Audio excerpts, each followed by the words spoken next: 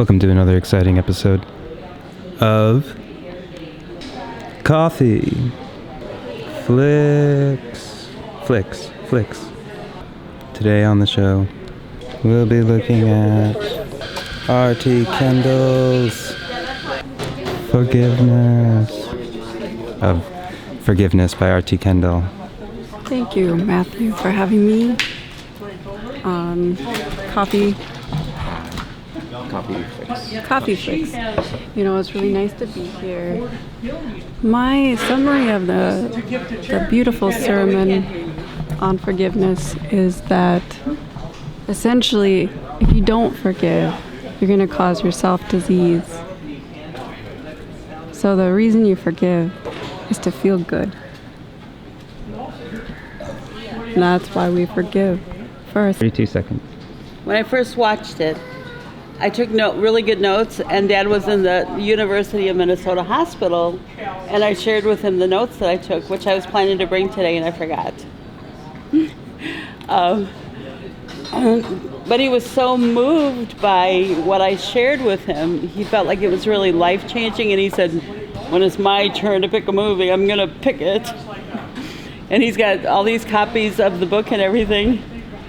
I myself found it hilarious that, you know, here's this old guy, 88 years old,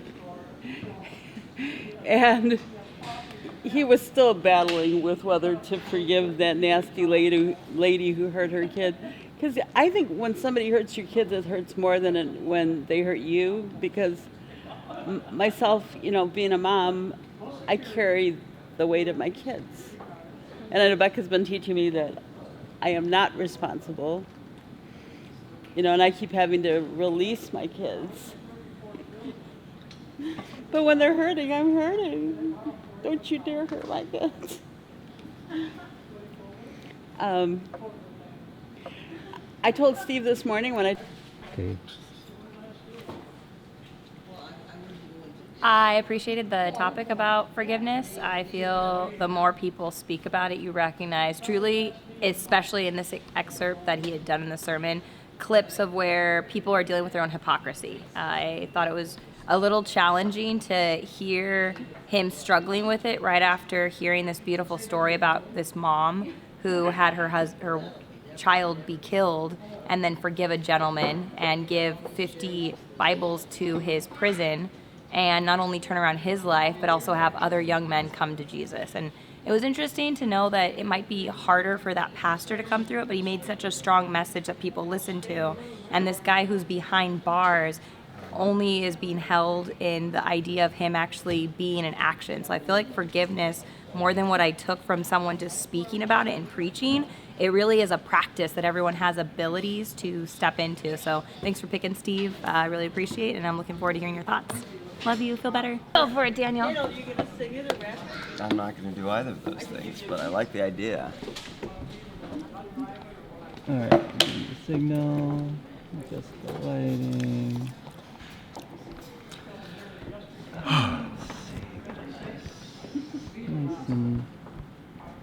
Alright. And I ordered something to share. All right, so RT Kendall's sermon, though well-intentioned, does what most sermons do, and it turns a simple subject into a marathon of moralizing. It essentially stretches out the idea of forgiveness into an hour-long lecture using reused Bible stories that we've heard a million times over, anecdotes that are personalized and makes you feel hoity-toity inside like he's some higher righteous being, and overall, it could have just been said in 5 minutes that either you forgive people or you're going to rot from the inside. It was rough. It was very long. thank you so much for sharing, Danielle. We can take a little breather. We are recording. Oh, okay. Truth and I watched the movie on YouTube, and overall I thought the message is good, but the part that disturbed me about it is when he talked about not holding people accountable, or, you know, I don't remember his exact wording. He didn't actually say accountable, but I feel like if someone's wronged a person, yes, forgive them, but if it's something, they should still be responsible for what they've done. They have to be held accountable for their behavior if it's something that's criminal or extremely wrong. So that's my opinion about it. And he was a good speaker. I expected it to be boring, and it wasn't. That's it. You can have a little bit.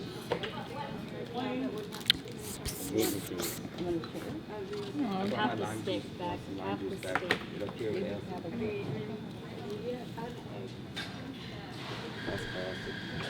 You could eat like this stuff.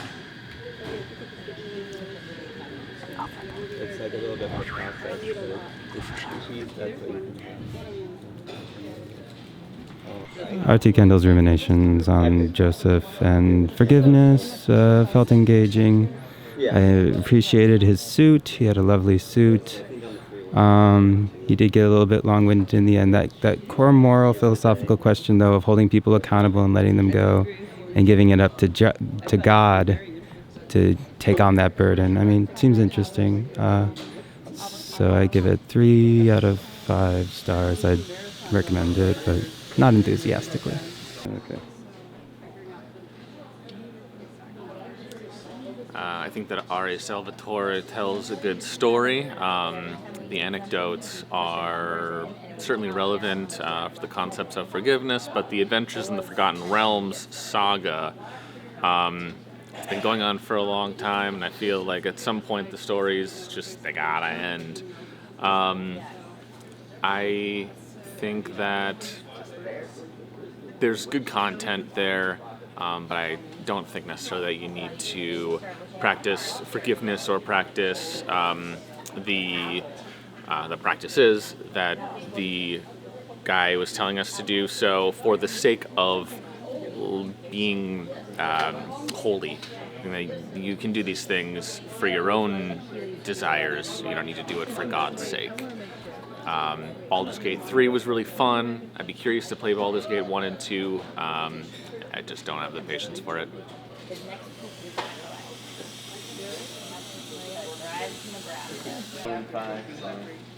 I'll need you to scroll a tiny bit. Oh, okay. Where do you want me to start? Not here? Just once I get done with that part. I don't think they're too sugary, but in keto they'll have too much carbs. What was a good thing to use? So hold on, I gotta clear my throat. So in R.T. Kendall's sermon on total forgiveness, he emphasizes the transformative power of completely forgiving those who have wronged us. He teaches that true forgiveness is not just a one-time decision, but a continuous commitment or a life sentence. He stresses that total forgiveness involves letting go of resentment and refusing to hold onto past hurts and bitterness. It's about setting both ourselves and the person who wronged us free. He outlined several key signs of total forgiveness, such as not telling others about the offense, not waiting for an apology, and praying for the offender's well-being. He believes that this kind of forgiveness allows the Holy Spirit to work freely in our lives, leading to personal healing and spiritual growth. The end. Oh, gotta burp again. Okay. Alrighty. Bye. So I always hate the story of Joseph and the Technicolor coat because I don't get why his brothers would want to murder him just because they want that coat. And it's just so wrong, and it makes me feel icky inside. And I just don't understand, hating someone that you're related to that much. So I really can't relate to that story at all. Terrible. It's the hands. I just don't think the pastor should be going around saying that romanticizing sufferings. Literally, R.T. Kelly says, the greater the suffering, the greater the anointing, as though there's some spiritual currency in your suffering so that you can forgive. That is asinine. Well, doing that, and she's kind of the crusader type, then fine. She could do that. But if she's wants to keep to herself and doesn't want to draw attention to herself and the publicity, then that's fine too. You shouldn't draw a hard and fast rule there. But basically what you're doing is instead of you retaliating against the person and going out there and sitting in the courtroom and screaming and demanding justice, you're just allowing the legal system to take its course and to bring justice. So you just kind of let it go and move on. And then you're set free from the need to retaliate. And that need to retaliate, when you study attachment theory, it's part of an unhealthy response. And 2/3 of us, when you study attachment theory, it's like a majority of us have poor attachment skills. We're stuck either in infancy or childhood or adolescence in trying to deal with our issues. And we all actually think that our way of doing things is right and everyone else's way of doing things is wrong. But as I said, I tend to show up as angry. And Livia says that she used to think that I'd become a completely different person. And she didn't know me anymore. But the person she knew was the guy who's, I went to school and I graduated as a pastor. And it's like I'm supposed to act like a pastor. And so it's like I never showed my emotion. But inside, I could be ticked off at people because they're not listening to my advice. And it's like, what's wrong with you? I've got my advice here and you're just not listening. And generally I just tell you, write them off. Well, you're going to have to learn the hard way. And I'm irritated with them. Or if they resist my advice, then, oh boy, then I'm really frustrated. Even though I'm trying to react in a way that's seemingly loving, inside this person just doesn't get it. They're really going to have to learn the hard way. What I found is our government institutions all tend to be dominated by atheists, which is the group that says, God definitely doesn't exist. And because I'm disappointed in God. I didn't get something in my childhood. And God disappointed me. So it's like my response to God is phooey. If God really existed, he would have answered me. But now I just believe in science. And science says only that which is observed. That's actually a philosophical belief. And it's a belief that dominates our entire social structure these days. The universities, pharmaceutical companies, even the defense industry, and space command. They say if you believe in God, you're nuts. And they make you the person who's psychologically ill. And my point is that as soon as you talk about belief in God, who is a supernatural being whose existence, there may be metaphysical supernatural realms out there that no one can see. And you can't prove it one way or the other. But you can experience it. And people can experience miracles too. And to say that, oh no, this is all just made up stuff. It couldn't have happened. It's fake. Charlatans are profiting off of it. That may be the case in many instances, but you can't make the across-the-board assumption. And it's those people who are calling everyone else insane. I say, well, let's not call each other insane. Let's just say we understand each other's position and we're not going to label each other. Because when we label each other insane, it's very easy to go from there to labeling each other as bad, evil, worthy of death. And that's our politics today, both at the world level and a national level. And it really sucks. And it's not so much racist as it is elitist. It's elitist. I mean, you can be a black person and benefit from this policy as much as anyone else, and they do. It's like a black judge who gets off without question. It's like we don't question the sex. We assume the sexual allegation is false. No, it's what you do is you You allow the person to make the allegation and then come back later, and there's more allegations. There's a preponderance of allegations, and you say it's probably true, and we probably need to have this judge step down.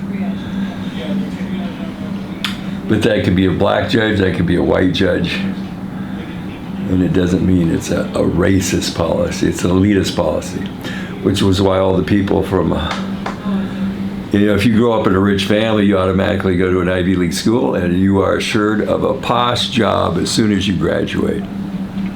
The other way to get it is to join a fraternity or sorority in college.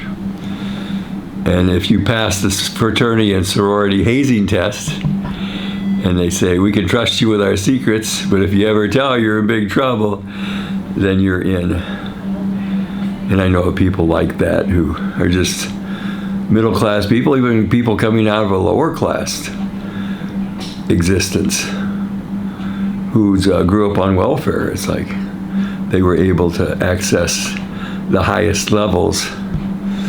The one person I'm thinking of earns over $300,000 a year now. So there you have it. And that's not my short response, that's my long response. But again, the lady should not be forced to testify unless she feels led to. Thank you for listening.